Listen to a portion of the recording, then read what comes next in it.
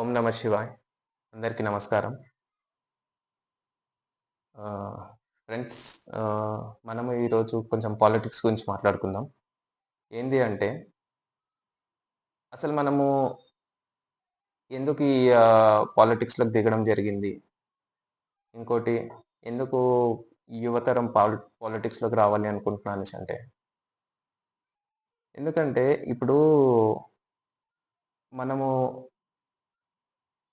స్టేట్‌లో నడుస్తుందో అంతా దొంగ రాజకీయం, దోచుకోవడం, ఇట్లాంటి ఒక పొలిటీషియన్స్ చేతులలో మనమున్నాము. ఏందంటే, అట్లాంటోళ్ళు మనని నడిపిస్తున్నారు.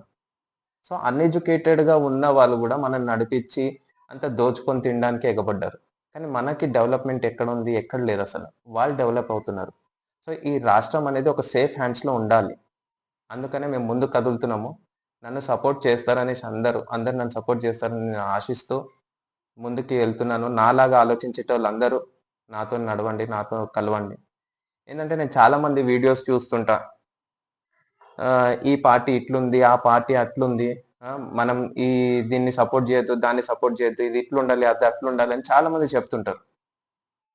చెప్పేటోళ్ళకి అందరికి నేను ఒకటే రిక్వెస్ట్ చేస్తున్నా. ఏందంటే చెప్పడం వరకే ఆగకండి.